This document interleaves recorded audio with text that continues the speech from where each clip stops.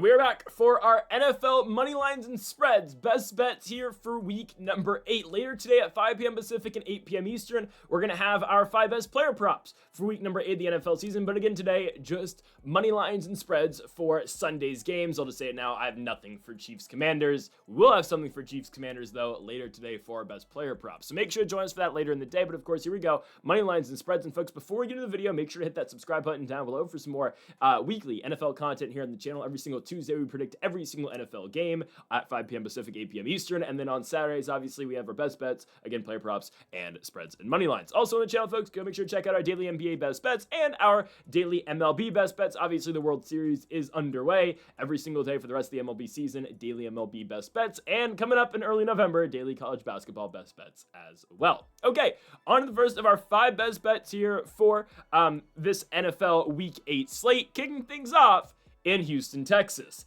I don't understand this line. I don't get it. Why are the 49ers underdogs in Houston? Can someone tell me? I literally don't understand. Why do people think the Texans are good? Why does anybody think the Texans are good? The Texans suck. I'm sorry.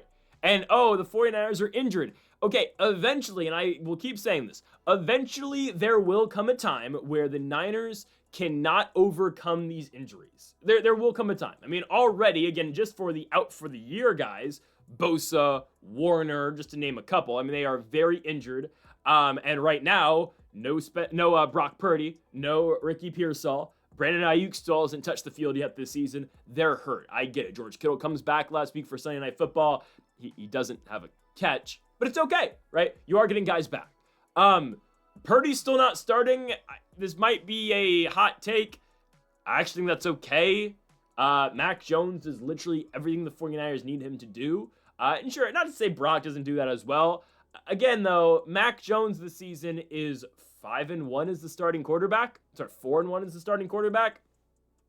He wins games. And when the 49ers are at their best, it's the Christian McCaffrey show, and that's what it was on Sunday Night Football against the Atlanta Falcons. We had that on the channel as well. Love that line for the 49ers, and they obviously came through with the victory. Mac Jones only 150 yards passing. Half of those yards went to Christian McCaffrey, but McCaffrey has a season-high day on the ground, 130 yards for him, and San Francisco wins the game 20-10, and that is a very good defensive shutdown for San Francisco. Guys, that's a good Atlanta offense. At their best, Michael Penix, Bijan Robinson, Kyle Pitts, and Drake London can score points, and San Francisco held them to just 10 after going on the road the week prior and losing in Tampa Bay against a good Buccaneers team. San Francisco came through against Atlanta.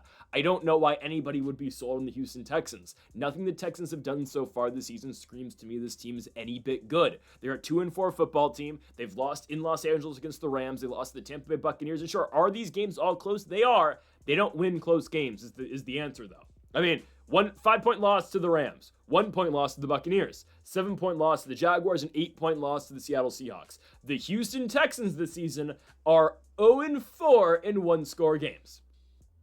The 2 games they won, blowouts. 26-0 against the Tennessee Titans. I mean, yeah, the Texans are bad. They're not Titans level of bad. And then 44-10 against the Baltimore Ravens. The Ravens without Lamar Jackson and still with a huge list of injuries over there in Baltimore. I mean, we saw what the Texans were last week. Yeah, they lose the game by 8 points, so we can technically categorize it under a one-score game. Seattle was in full control of that football game throughout. Dan Orlovsky and Louis Riddick on commentary made a big point out of it throughout the entire game, and they were completely accurate on their point of this game shouldn't feel this close. The score shouldn't be this close because the game didn't feel close at all. Seattle was always in control. Guys, the Houston Texans offense scored, they scored 13 points against the Seahawks. Their other 6 came from the Will Anderson fumble recovery. Obviously, Darnold fumbles in the end zone, and Will Anderson scoops it up for a touchdown. Their offense couldn't score. And, if it's not for, a quick 3 plays hit him downfield off of a missed opportunity for Seattle at the end of the first half, Houston's barely scoring at all, at least offensively in that game. And it's a problem with their offense. They don't have an identity offensively. I think C.J. Stroud's taken a massive step back, and can I fully put all the blame offensively on C.J. Stroud? No, I can't. I can't put all the blame on Stroud. But it's difficult, again, when Stroud is his own leading rusher. He had 2 carries for 25 yards. That led the Texans in rushing yards. Nick Chubb had 5 carries for 16 yards, and Woody Marks, the young back from USC, had 10 carries for 15 yards. Now, Marks is obviously more of a threat through the passing game, and the Texans' leading receiver was Dalton Schultz, 9 catches for 98 yards. Nico Collins goes out in the fourth quarter. We don't even know if Collins is going to play this week. Guys, the Texans just aren't good. They're not a good team. Their offensive line sucks. They don't have great weapons, and I don't think, again, I don't want to completely, go tunnel vision on, it's CJ Stroud's fault, but there has been a very obvious setback and just at least slump going on for the former Ohio State Buckeye.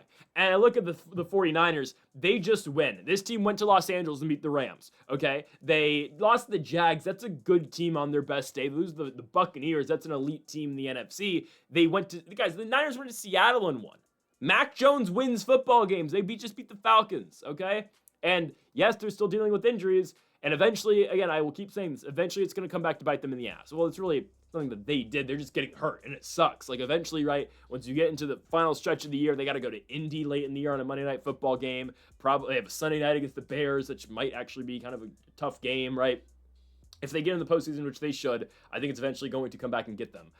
Right now, though, I'm perfectly fine with the Niners. The Niners are playing good football. Mac Jones is playing good football, and Christian McCaffrey, I mean, through injuries and whatnot, McCaffrey still looks elite, and it's a great sight to see. I'm going San Francisco money line. You can keep your points here. I don't care if it's 2.5. I don't care if it's 3. I'm taking the Niners to win in Houston.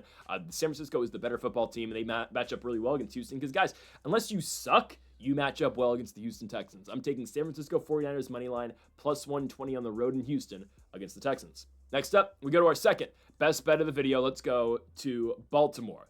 Guys, I know the records don't completely, tell the story of these two teams' seasons, but the Chicago Bears are a 4-2 football team on a 4-game winning streak, and the Baltimore Ravens are a 1-5 football team on a 4-game losing streak, and yet the Baltimore Ravens are favored by 6.5 points. Guys, I think the Baltimore Ravens probably beat the Bears, but to say that they're going to win by a touchdown, you're asking quite a bit. Now, Lamar Jackson, as of now, is still questionable. He's been limited in practice all week long. I fully expect Lamar Jackson to play. I'll give you full transparency here. I am recording this video on early Friday morning. So this is going at this, I'm recording this video about 24 hours before this video is being posted. And if Lamar doesn't play, I'm sure this line, or he's, not going to play, I'm sure this line is going to come down a little bit. But as of early Friday morning, I think the expectation is Lamar Jackson will make his return this week. It's been the target date since the bye week and since the injury, really, for Lamar, that he would be back for this game against Chicago. Guys, just Lamar Jackson coming back does not solve all this team's problems. They have at least 9 guys defensively that are on the injured reserve right now. They're banged up, and their offense, again, it improves when Lamar comes back, but defensively, you're not that much better.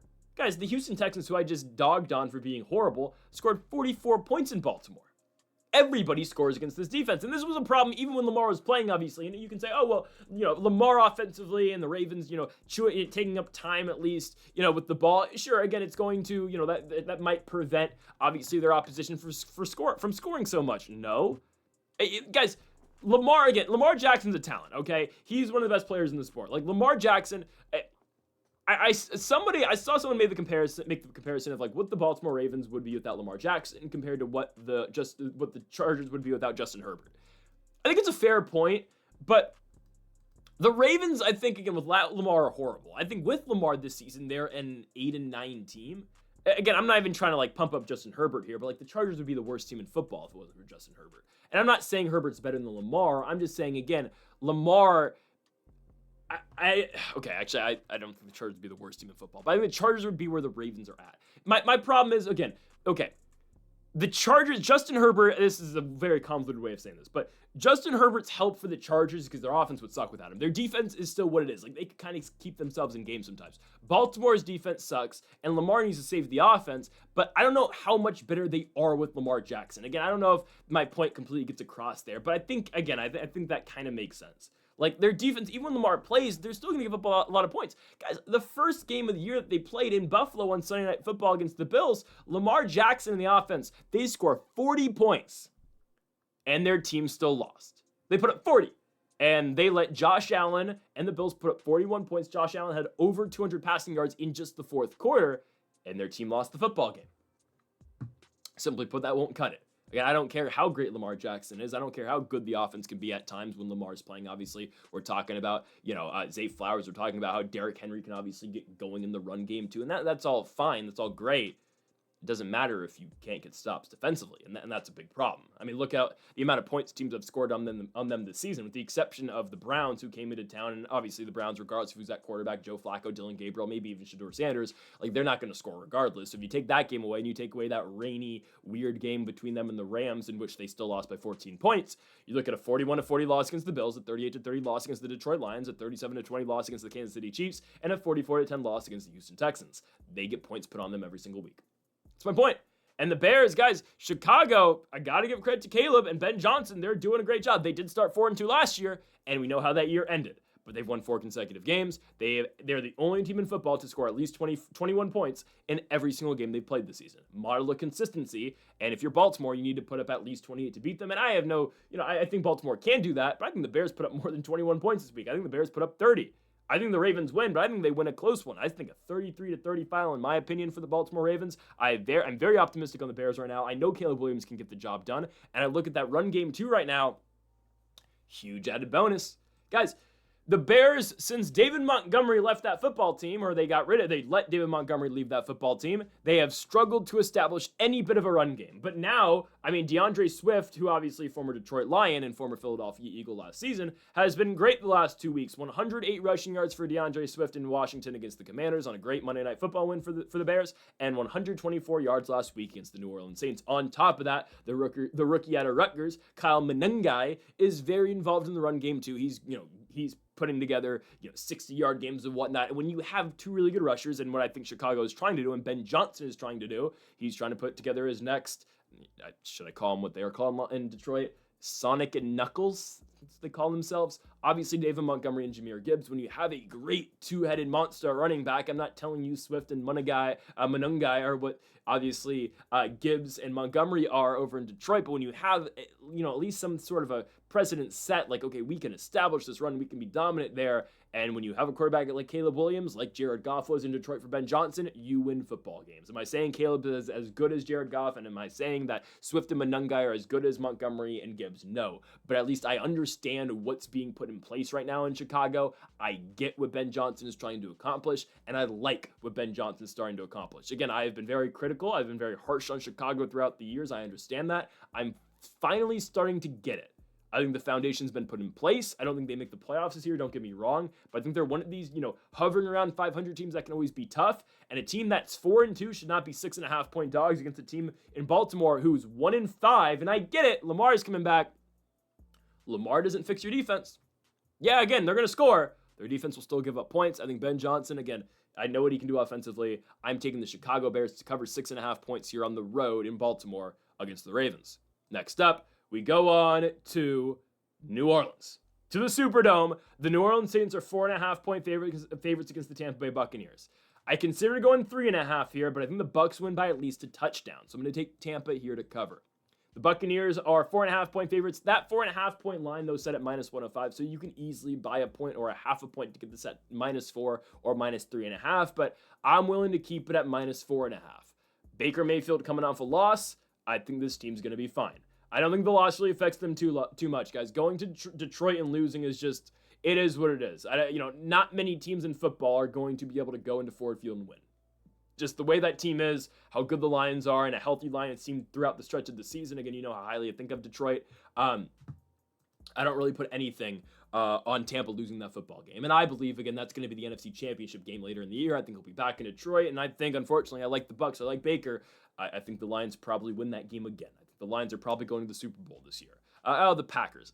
No, the Lions. Anyways, though, Tampa's going to be just fine in New Orleans. Guys, that mystique and that, that weirdness Tampa had going into New Orleans during the Tom Brady era, it was something that Brady was never really able to crack until his final year, and what ended up being Tampa's worst year in the Brady era. They still made the playoffs, obviously, because that's just what Tom does. He still led the NFL in passing yards that year because that's just what Tom does.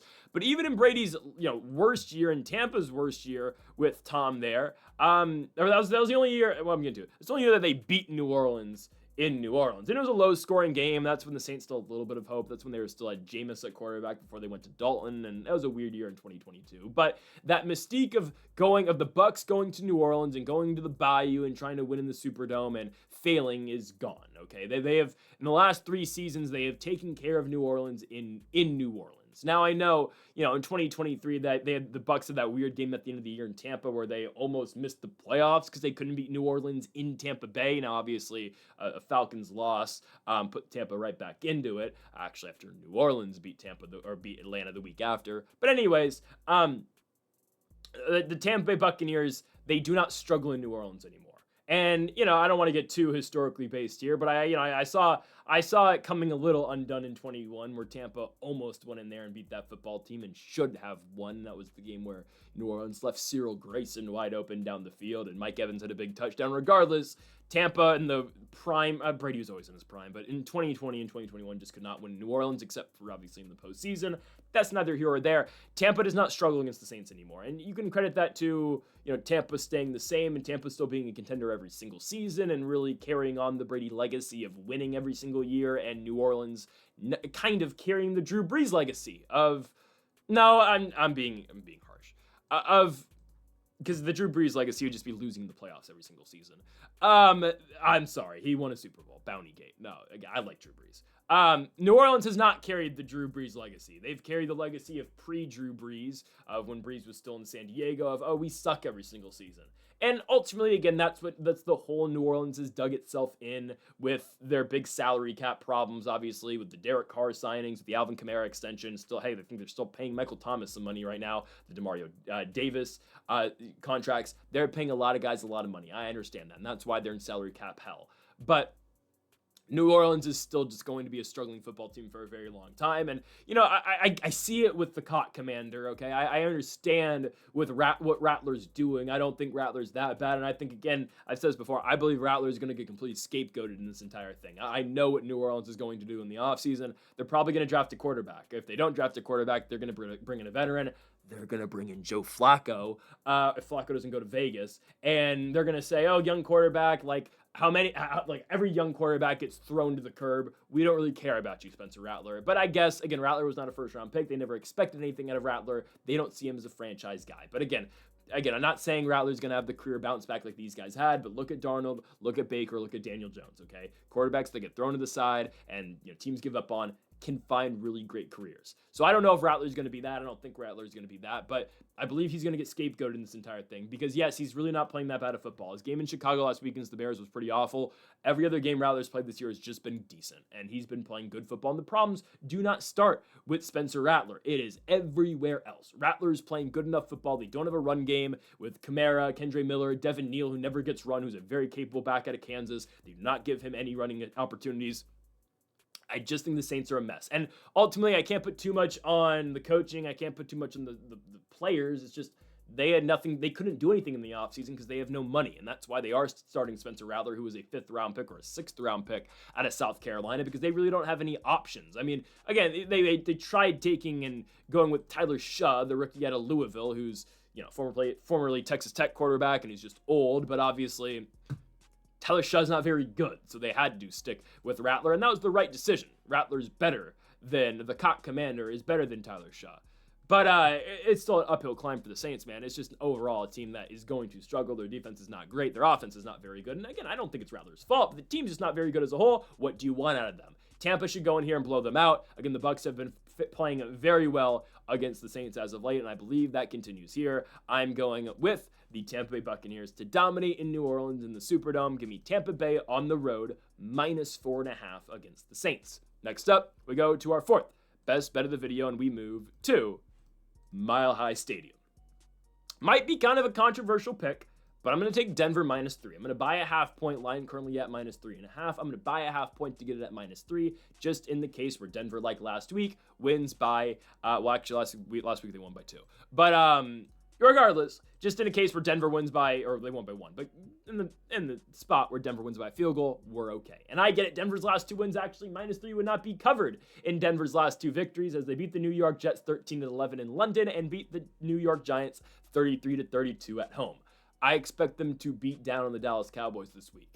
while many people might be high on the Cowboys, and I am too, I think Dak Prescott's playing phenomenal football. I love, low-key, we can call him a big four right now in Dallas in the offense, with Dakota Prescott, with George Pickens, with CeeDee Lamb, and with Javonte Williams. I like what they're doing. You look at the difference between how this team's played on the road this season and how they've played at home. It's a massive difference. And again, there are some places in football that are tougher to play in than the others. Denver's one of those locations. Going on the road to Mile High is difficult, and I get it. The Broncos as a whole, beyond just their stadium and just beyond the environment of what it is to play here, they're a difficult team to gauge. I completely get that because of the offense. I mean, last week, right, offense is inept for 3 quarters. There is nothing going on for the Denver Broncos offense, and then they go out and score 33 points in the fourth quarter to win the football game. It is night and day what the Denver Broncos offense does in the fourth quarter compared to what they do in the first 3 quarters of that game at home.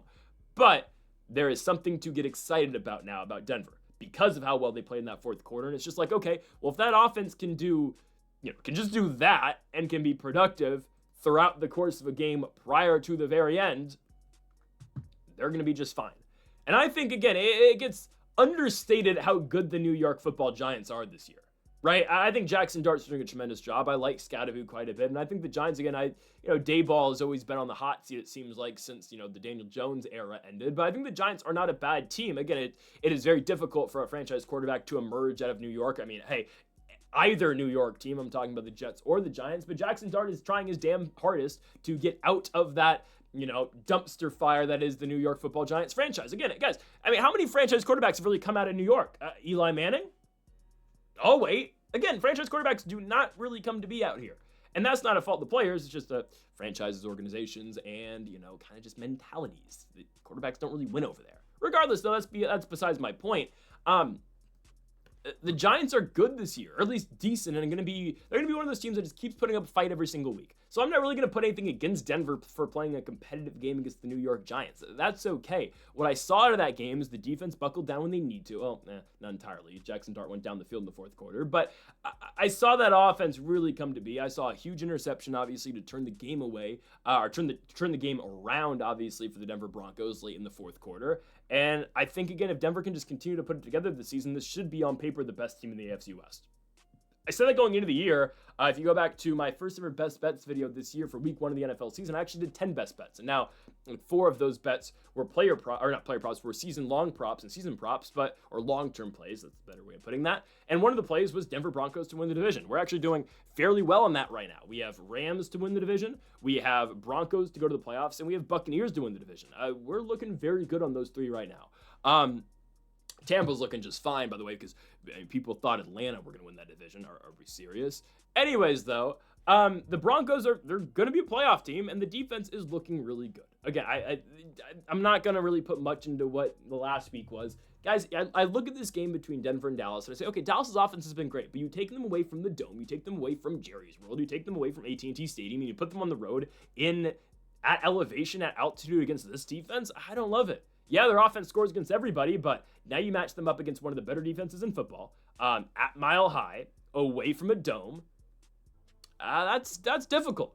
They score against everybody, sure, but what happened when they went to Philly? They scored 20 points. What happened when they went to Chicago? They scored 14 points against the Bears. It's the worst game by far Dallas has played all year long, and by the way, that's why we love the Bears to cover on the road against Baltimore this week. But you get my point here. They did not play particularly well in Carolina. They scored 27 points, sure, but they had a big drive to go win that game in the fourth quarter, and they couldn't move the ball. They had to punt. They gave the ball to Bryce Young and Rico Dowdle, and the Panthers ended up winning that game, right? They've won one road game all year long. The one road game they won was a game that they were like 1.5 point favorites in against the New York Jets. So obviously we took them there, but in Denver, I don't think they have much success. So Broncos -3 should be fine, and let's not forget, Cowboys defense is not good. The Commanders' offense and the Commanders' pretty bad offense, at least what they've been doing recently, and obviously without Debo and Terry McLaurin, goes into Dallas and they can't score. But Denver at their best, yes, this is a very capable offense with Bo Nix, with Cortland Sutton, with a two-headed monster at running back, obviously with the rookie out of UCF and RJ Harvey, and obviously the veteran in J.K. Dobbins, who they took a chance on this season, and it's been going pretty well for the Denver Broncos. So I got to go with Denver at home here. I believe they should cover and win against the Dallas Cowboys. I don't think we can forget how bad that Cowboys Cowboys defense can be at times. And again, Broncos offense at their best can get going. So give me Sean Payton, Bo Nix, and the Denver Broncos. Broncos country, let's ride. I'm going to take Denver at home here against Dallas, -3. Again, give me the half-point bought here, Denver -3. On to our final best bet of the video, and probably, no, it is the biggest game of the week. Sunday Night Football in Pittsburgh. Give me the Steelers +3. Line, I think, is either at 2.5 or 3. I mean, I'm seeing books that just have this at 3 right now, so it's not entirely that we're buying a point here. Aaron Rodgers, again, I want to go money line here, but I'm going to take the cushion of getting the 3 points here with Pittsburgh. I don't think Aaron Rodgers is losing to the Packers. I don't think so. And even if he does, I think it's going to be a competitive game regardless. Guys, the Steelers are a good football team. Just because they go to Cincinnati and lose to Joe Flacco, who is just that guy, future Hall of Famer Joe Flacco, I mean, just because they lost the Uncle Bowl doesn't really put me that negative right now on Pittsburgh. That's a difficult game. We know the AFC North functions. I think Cincinnati, there's a very good chance Joe Flacco keeps that team afloat and potentially gets the Bengals in a postseason chance at the end of the year for Joe Burrow. Now, again, maybe they should stick with Joe Flacco if Flacco gets them there because he's elite, but that's neither here or there, right? Pittsburgh losing to Cincinnati doesn't really concern me that much, okay? The Steelers are a 4-2 football team. Their losses at home in a weird game against the Seahawks that they were right in until Caleb Johnson, didn't know how to return a kick. So they lost, but they're 4-2. Other than that, big victories over the Patriots. That's a win that keeps on aging better and better. They went to Foxborough and beat the Patriots. They beat the Jets. Who cares? Beat the Vikings. Beat the Browns. I mean, again, AFC North games are always difficult. And now they get the Green Bay Packers, a Packers team that I'm not confident at all in right now. Yes, they're a 4-1-1 team. They are at top right now of the NFC North.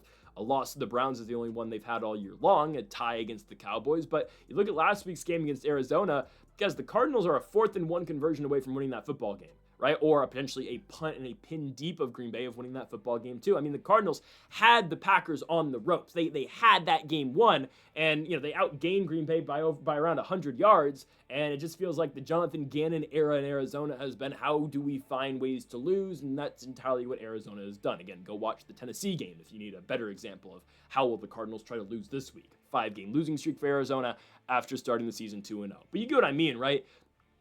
Like the Cardinals, who are not that great, who have, in all fairness, only lost 1-score games all year long, were right there with Green Bay and should have beaten Green Bay on a backup quarterback in Jacoby Brissett. Now, one can argue that team's a little bit better with Brissett. I don't think entirely, but they were right there. They probably should have won the game. So I'm not all high on Green Bay after they went to the desert last week and almost lost, and now you got to go to Pittsburgh. It's going to be freezing. I know that doesn't really affect Green Bay at all, but I mean, you got to go to Pittsburgh and play this team in a game that Aaron Rodgers is going to win. Guys, Aaron Rodgers so far this season is 1-for-1 in revenge games, right? He is 1-for-1. He's already gone out there and beat the New York Jets. And sure, that game was at the Meadowlands. That game was in East Rutherford, but he went out there and beat his former team, the team he wanted to beat more than any other. You know this team's second. It is. I mean, I know, again, Rodgers and Jordan Love have a good relationship, but, part of Rodgers is always thinking, they chose this guy over me. It's the truth. I mean, guys, you think Rodgers wanted to leave Green Bay? It's like you think Tom Brady wanted to leave New England, right? These all-time great quarterbacks, you think Peyton Manning wanted to leave Indianapolis? These all-time great quarterbacks don't want to leave. Hell, do you think Favre wanted to leave Green Bay? Like, these quarterbacks don't want to leave their teams that they've been franchise guys with, but that's when you see, like, if you look at the all-time passing yard leaders, right, and look at the greatest quarterbacks ever, they've all played for multiple teams, and most of them end up on a different team at the end of their career. Brady ended up with Tampa. Favre ended up with the Jets and the Vikings. Rodgers with the Jets and the Steelers. Rivers ends up on the Colts. Matt Ryan ends up on the Colts as well. Stafford on the Rams. Again, a little different circumstance, right? But all these quarterbacks Joe Flacco's ended up on a million teams. All these historically great quarterbacks find their place somewhere else. Hell, go back to like the 70s. Like Fran Tarkenton found his way on the New York Giants at the end of his career after the Vikings were, or actually, no, that was in between. Regardless, though, you get what I mean. You get my point here, right? These quarterbacks who are historically great and all-time great passers find their way somewhere else. And in revenge games, I think we're going to be fine. I think Rodgers in his revenge game at home, crowd going for him this week, I think they beat Green Bay. Now, +3s, I'm going to be fine with that. I'm 100% willing to sprinkle those some on Pittsburgh money line. I know that the Steelers' defense hasn't been great. The Green Bay offense is not looking that good. Josh Jacobs dealing with an injury / an illness. I think the illness is gone, but still a calf injury for Josh Jacobs. Only had 13 carries in the Arizona game, so they really relied on the arm of Jordan Love. And I get it. Oh, they've got a deep receiving core. We've got so many guys, but I mean, Jordan Love went 19 for 29 passing in that game for 179 yards. Green Bay offense is not that explosive, and their defense is all right. Obviously, it's good. Micah Parsons had a big game. Obviously, he had 3 sacks. I get that. But that offense, part of that team that was supposed to be, so dominant, they're not looking that great right now. So I'm going to take Pittsburgh here at home. I think, again, this is the biggest motivator Aaron Rodgers will ever have for the rest of his career. I mean, you could argue this game means more to Aaron Rodgers than a Super Bowl does. I'm so serious. Maybe not. But Rodgers at home, again, I don't think, he found a way to beat the Jets. I think he's going to find a way to at least be competitive against the Packers, and I could argue beat the Packers. And again, this is beyond, just the Rodgers storyline and how much A-Rod wants it. It is also as well games at home for Pittsburgh. Still, offense looking good this season. And I look at Green Bay, I'm not that impressed with their last 2 games. I'm really not. Their defense is good, but then at the same time, they give up 40 points to the Cowboys, who's a good offense too. But you have to argue, Pittsburgh is one of those, I wouldn't say they're as good as Dallas offensively, but they do have a very explosive offense at times. And Rodgers has been getting the job done so far in 2025 as well. So I got to go Pittsburgh +3 at home on Sunday Night Football. Folks, thank y'all for watching our Week 8 NFL Best Bets here on the channel. If you have not yet, make sure to hit that subscribe button down below for more. Make sure to join us later today at 5 p.m. Pacific, 8 p.m. Eastern for our 5 best player props for week number 8 of the NFL season as well. We will have something involved for Monday Night Football in that video as well. So folks, thank y'all for watching. Make sure to hit that subscribe button down below for more. Make sure to leave a like if you did enjoy the video. Make sure to comment if you disagree with any of the picks. Folks, thank y'all for watching, and Mamba forever.